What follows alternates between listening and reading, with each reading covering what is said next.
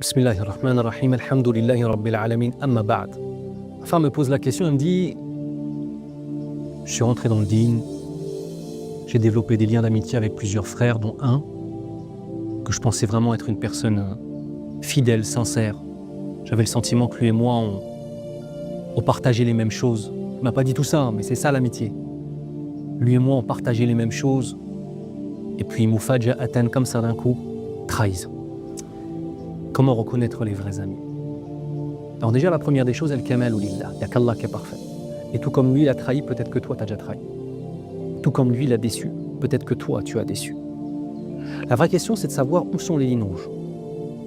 Ça, c'est une première question dans la construction de l'homme et de la femme qui est très importante. Où sont les lignes rouges? Il y a des gens pour lesquels les lignes rouges sont juste à côté du commencement de la vie. Ces gens-là se sentent toujours trahis, se sentent toujours mazloumines, se sentent toujours dans une situation d'injustice, et ils vont sans arrêt crier à la trahison là où il n'y aura eu que des erreurs. Ça, c'est un premier élément. Le mot trahison, il est très lourd. Le mot injustice et dhulm, il est très lourd. Deuxième des choses, lorsqu'on s'investit dans une amitié, il ne faut jamais oublier que cette amitié doit être pour Allah Azza wa Jal. Ça veut dire quoi une amitié pour Allah? Parce que des fois, les frères et les sœurs ne comprennent pas bien en fait. Ils ont l'impression que quand on leur dit n'attends rien des gens, ça veut dire tu es dégoûté. Rak dégoûté. Tu n'es pas dégoûté des gens en fait. C'est pas que tu es dégoûté des gens. Je n'attends pas rien des gens parce que les gens ne sont pas bons et que moi je suis bien. Je n'attends pas rien des gens parce que les gens trahissent et moi je suis fidèle. Non, ça c'est ton âme, elle est en train de jouer avec toi. C'est ne pas attendre des gens une chose qui ne peut émaner que de ton Seigneur, une fidélité. Allah, c'est ton nasir. C'est Allah Azza wa Jal qui va t'aider, c'est pas les gens. Même ton ami avec lequel tu as partagé des choses. Parce que même dans l'amitié, il y a plusieurs degrés, quoi. Trahison, qui peut te trahir? C'est vraiment une personne avec laquelle tu as partagé beaucoup de choses. Et une personne qui t'a sauvé la vie, une personne à qui t'a sauvé la vie, une personne... C'est ça, lui, peut-être tu peux ressentir une trahison. Deuxième élément, arrêtons de mettre un investissement émotionnel trop grand en fait dans les relations. T'es là, on est ensemble, on avance. Je donne un conseil par exemple à une petite sœur ou à un petit frère. Quand vous êtes rentré dans le dîn, vous êtes à la mosquée, il y a plein de frères qui seront avec toi tant qu'ils ne seront pas mariés. Et quand ils vont être mariés, ils vont disparaître. Mais c'est pas grave. Parce que moi en fait, ce dont je profite, c'est l'instant que j'ai passé avec toi. C'est les moments où on a mentionné notre Seigneur, les moments où on s'est motivé pour notre dîn, les moments où on a essayé de changer le monde, les moments où on s'est dit qu'on allait réussir à changer le monde. La jeunesse qui veut changer le monde, mashallah, tabarakallah. C'est ça en fait, tu dois prendre ce que tu as partagé avec les gens, en sachant qu'ils sont imparfaits, en sachant que toi tu es imparfait, et en ayant à l'esprit « tilka hududullah », comme Allah Azza wa Jal le dit. C'est ça les limites d'Allah Azza wa Jal. Tu ne dois mettre les lignes rouges que dans les limites d'Allah Azza wa Jal. Il a parlé sur toi. S'il a été bien pendant je ne sais combien de mois et dans je ne sais combien de situations et qu'il a parlé, parle-lui comme un homme. Essaie de régler le problème. Le fait de sans arrêt en fait couper les relations, c'est juste fuir la réalité. Le musulman, il ne fuit pas la réalité. Le musulman, il affronte la réalité. Et puis aussi, il faut savoir pardonner. Parce que comme je l'ai dit au début, tout comme lui, il t'a trahi, peut-être que toi, tu as trahi d'autres personnes. Et parfois, lui ne se rend même pas compte de sa trahison, tout comme toi, tu ne t'es pas rendu compte de ta trahison. Troisième élément, ou la quatrième, je dis toujours troisième élément à Naya, alors des fois c'est le quatrième ou le cinquième. Troisième élément, Allah subhanahu wa ta'ala mettra sur ton chemin les gens dont tu as besoin.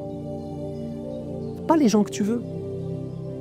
Et le fait de subir parfois une trahison est un élément nécessaire pour augmenter ta foi. Mais, si toi la trahison, tu la vois comme un truc de dégoûtage, ça y est, les gens, ils sont tous pareils. Moi, j'en peux plus des gens comme ça. Les gens sont tous pareils, ils ont pas de parole, c'est tous des injustes. Ceux qui disent ça sont les premiers à être injustes. C'est bon? Ceux qui disent ça sont les premiers à être injustes en termes généraux. Parce qu'en fait, il faut réussir toujours à se souvenir d'un élément essentiel. Tu vas commettre des erreurs. Les gens vont commettre des erreurs. Alors oui, il y a des trahisons. Et les limites, qui sont les limites d'Allah subhanahu wa ta'ala pour définir qu'est-ce qu'une trahison. La notion d'amitié et de fidélité, sois juste intelligent ou soyez juste intelligente, ma sœur, à ne pas vous investir émotionnellement avec La première venue pour les sœurs ou le premier venu pour les frères? J'ai ma dignité en tant qu'homme ou en tant que jeune homme. On partage du temps, on partage des choses. Je prends le temps de t'analyser. Je prends le temps de voir la lumière qu'il y a en toi. Je prends le temps de voir aussi les parts de ténèbres qu'il y a en toi. Je fais la balance et je m'investis émotionnellement en fonction de ces résultats-là. Et surtout, si ça t'arrive, ne sois pas la personne déçue. Ashtaki ilallah, je me plains à mon Seigneur. N'attends pas des gens une chose qu'ils ne peuvent pas donner. Les gens ne peuvent pas donner la perfection. Et les gens qui seront fidèles en amitié sont rares. Mais la vraie question, est-ce que toi t'en fais partie? C'est ça, parce qu'en fait, je ne sais pas si vous avez remarqué, quand tu poses la question aux gens, personne dit « Non, moi je suis un sacré zalim.